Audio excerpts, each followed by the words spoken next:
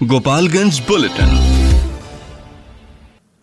पूरे जिले में अक्टूबर माह में चलने वाले 5 दिवसीय पल्स पोलियो अभियान को सफल बनाने हेतु प्रशिक्षण पर्यवेक्षकों को दिया जा रहा है। यह प्रशिक्षण 1 दिवसीय है। हमारे माझागढ़ संवाददाता सुधीर प्रसाद श्रीवास्तव ने जानकारी दी कि माझा प्राथमिक स्वास्थ्य केंद्र में मॉनिटर अविनीश कुमार ने प्रशिक्षण दिया। उन्होंने बताया कि पिछले चक्र के बाद जन्म लेने वाले नवजात शिशु पोलियो की खुराक से वंचित न रहें, इस पर विशेष ध्यान दिया जाए तथा सोशल डिस्टेंसिंग का पालन करते हुए 0 से 5 वर्ष तक के बच्चों को 2 बूंद पोलियो की खुराक देकर प्रतिरक्षित किया जाए तथा नवजात बच्चों को टैगिंग करना अनिवार्य है। दूसरी तरफ वीसीएम नवीन कुमार ने बताया कि जिस घर में 0 से 5 वर्ष तक के बच्चे नहीं हैं, उस घर में दीवार मार्किंग पी पट्टा तिथि लिखना होगा तथा जिस घर में 0 से 5 वर्ष तक के बच्चे को 2 बूंद पोलियो की खुराक देकर प्रतिरक्षित किया जाएगा, उस घर में पी बट्टा तिथि लिखा जाएगा तथा जिस घर में बच्चे किसी कारणवश पोलियो की खुराक से वंचित रह जाते हैं, उस घर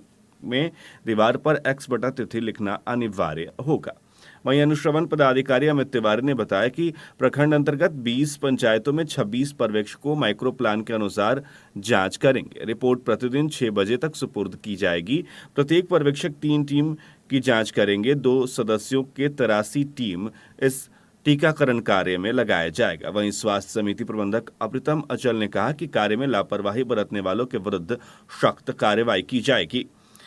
इस प्रशिक्षण में पर्यवेक्षक राजीव तिवारी, शैलेश श्रीवास्तव, मुन्ना निधिकांत तिवारी, महानंद प्रसाद, सत्येंद्र यादव, राजेश माझी, रघुनाथ सिंह आदि लोग मौजूद रहे।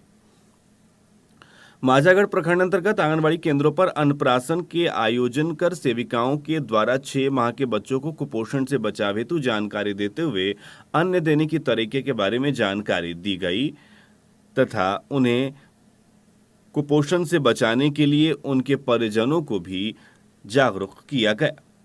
हमारे थावे संवाददाता गौतम कुमार ने जानकारी दी है कि चनावे मंडल कारा में कैदियों को साक्षर बनाने के लिए साक्षरता कार्यक्रम चलाया जा रहा है। बिहार में ये पहला जेल है जहां बंदियों को साक्षर बनाने का कार्यक्रम शुरू किया गया है। जेल अधीक्षक अमित कुमार ने बताया कि इस कार्यक्रम में साक्षर और पढ़े लिखे बंदियों के द्वारा निरक्षर कैदियों को साक्षर बनाया जा रहा है। कारा प्रशासन द्वारा आवश्यक सामग्रियों को उपलब्ध कराया गया है। इस साक्षरता अभियान के दौरान 120 पुरुष कैदी जबकि 40 महिला निरक्षर कैदियों को साक्षर किया जा रहा है। वहीं 6 वर्ष से कम आयु के 2 शिशुओं को बालबाड़ी योजना के तहत शिक्षा दी जा रही है। उन्होंने आगे बताया कि सुबह और शाम में 2 शिफ्ट में कैदियों को साक्षर बनाया जा रहा है। महिला बंदी साक्षरता कार्यक्रम में पुरुष बंधुओं से अधिक उत्साह और उत्सुकता के साथ जुड़ रही हैं। झारखंड के भाजपा के पूर्व मुख्यमंत्री रघुवर दास ने शनिवार को थावे दुर्गा मंदिर में भाजपा कार्यकर्ताओं के साथ पूजा अर्चना की।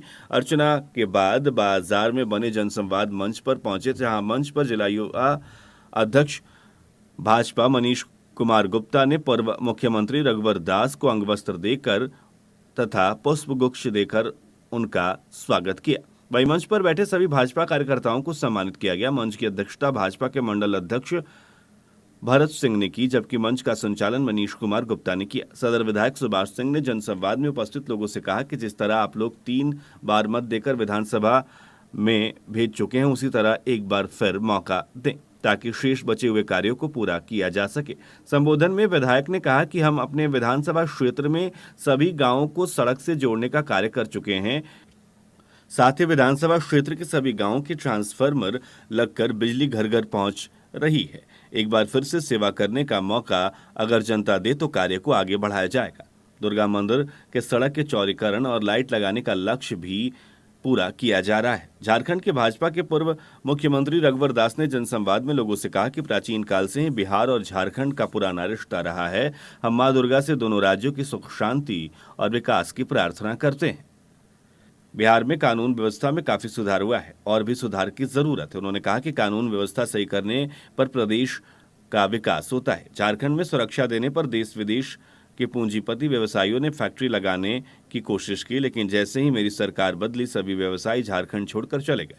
इसलिए आप लोग एनडीए की सरकार को पूर्ण बहुमत से सरकार बनाने की शक्ति प्रदान करें ताकि सरकार किसान व आम जनता के हित में काम कर सके।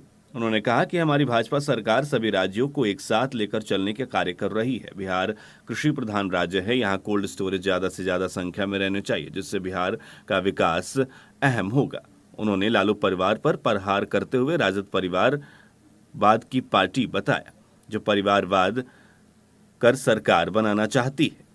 विनाशकारी बाढ़ में मृत करीब 5 व्यक्तियों के परिजनों को अंचलाधिकारी शाहिद अख्तर ने माझा प्रखंड प्रमुख देवलाल शाह, उप प्रमुख ब्रजभूषण, जदयू प्रखंड अध्यक्ष अमरिंदर बारी, मुखिया दिनेश वराम, पैक्स अध्यक्ष जुल्फिकार अली और भुट्टो के देखरेख में कोयनी गांव के मृतक सूरज यादव के परिजन रामावती देवी, मृतक शिव माली के परिजन वेदांती देवी, बलुही मलाई टोला गांव के मृतक विक्की कुमार के परिजन सुमन देवी, मधुसरिया गांव के मृतक मंटू कुमार के परिजन सुगांती देवी, पुरानी बाजार के मृतक शिवसागर पासी के परिजन चंदा देवी को 4-4 लाख रुपए का चेक आपदा राहत के तहत मुआवजे के रूप में दिया। रविवार को पावर सब स्टेशन में मैनेजमेंट कार्य के चलते विद्युत आपूर्ति ठप रहेगी। सुबह 10 बजे से शाम 5 बजे तक फीडर 1 में बिजली की आपूर्ति नहीं होगी। इससे शहर के हजियापुर, मौनिया चौक, ब्लॉक मोड़, थाना चौक, रामनरेश नगर, श्रीराम नगर, मिंज स्टेडियम, वीएम फील्ड, चूना गली आदि मोहल्लों में सप्लाई प्रभावित होगी। पंजदेवरी प्रखंड कार्यालय में इन दिनों आधार कार्ड, जाति, आवासीय आय एवं अन्य दस्तावेज निर्माण को लेकर विभिन्न काउंटरों पर भीड़ उमड़ रही है।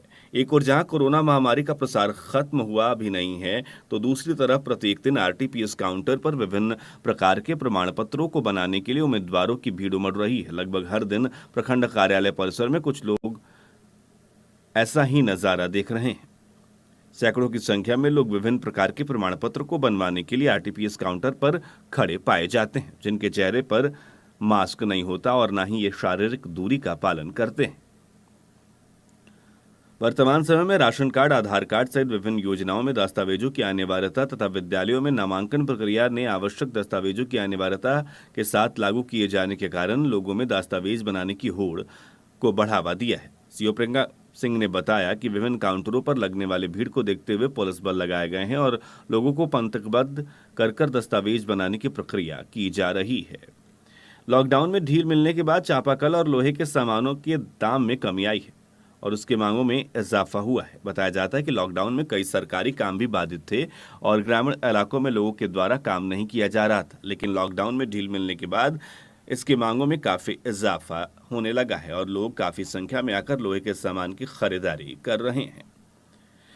पंजदेवरी प्रखंड में शनिवार को सेंट्रल बैंक के 3 कर्मी कोरोना पॉजिटिव पाए गए। अब पंजदेवरी में कोरोना पॉजिटिव मरीजों की संख्या 79 हो गई है, जिसमें 59 मरीज ठीक हो चुके हैं। कटिया प्रखंड के बेलई खास गांव में रास्ता बंद करने को लेकर ग्रामीणों ने जमकर प्रदर्शन किया। बताया जाता है कि बेलई खास गांव से बाहर निकलकर मुख्य पथ पर जाने के लिए सड़क को लेकर 2 पक्षों में विवाद है, जिससे दोनों पक्षों में स्थिति काफी गंभीर बनी हुई है। इस गांव में पंचायत भवन भी है, वहां जाने के लिए कोई रास्ता नहीं, यहां तक कि अधिकारियों और प्रशासनिक लोगों को भी पैदल ही जाना पड़ता है। गांव के लोग लंबे समय से पगडंडी रास्ता ही पकड़कर आने जाने पर मजबूर हैं। अब उस पगडंडी को भी गांव के कुछ लोगों द्वारा इस तरह से जर्जर कर दिया गया है कि पैदल चलना भी मुश्किल हो गया है। आखिरकार ग्रामीणों का गुस्सा फूट पड़ा। ग्रामीणों ने उग्र होकर प्रशासन और अधिकारियों के विरुद्ध जमकर नारेबाजी की। सूचना मिलने पर मौके पर पहुंचे कटिया थाना अध्यक्ष सुमंत कुमार मिश्र को भी लोगों के आक्रोश का सामना करना पड़ा। उनके द्वारा ग्रामीणों को समझाने की कोशिश की गई, लेकिन ग्रामीणों का गुस्सा इतना काफी था कि पुलिस को पीछे हटना पड़ा। बाद में स्थानीय बुद्धिजीवियों ने आक्रोशित ग्रामीणों को समझा बुझाकर शांत कराया।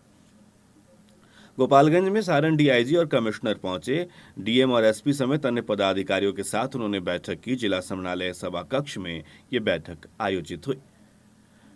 कार का शीशा तोड़कर 2.5 लाख रुपए की लूट का मामला प्रकाश में आया है। बेखौफ अपराधियों ने सरेआम वारदात को अंजाम दिया। बैंक से पैसा निकालकर गाड़ी में रुपए रखे थे। नगर थाने के जनता सिनेमा रोड की वारदात बताई जा रही है।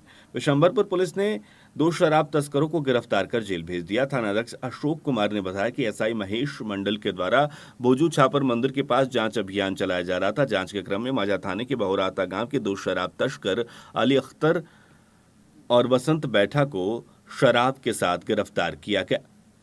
उधर सेमरा पंचायत के भेड़िया गांव में सांप डसने से एक महिला की मौत हो गई। बताया जाता है कि भेड़िया गांव के राजेंद्र राम के लगभग 45 वर्षीय पत्नी सुभावती देवी शुक्रवार की रात अपने घर में जा रही थी। इसी दौरान उन्हें सांप ने डस लिया। आनंद फानन में परिजनों ने इलाज के लिए सदर अस्पताल पहुंचाया, जहां डॉक्टरों ने महिला को मृत बताया। उधर थाया बाजार में पढ़ने आ रही एक स्कूली छात्रा डंपर की चपेट में आने से घायल हो गई। बताया जाता है कि नगर थाने के भेड़िया गांव के राम परवेश राम की पुत्री मनीषा कुमारी साइकिल से थावे में शनिवार की सुबह कहीं पढ़ने जा रही थी। उसी दौरान ओवरब्रिज के नीचे डंपर से साइकिल में धक्का लग गया।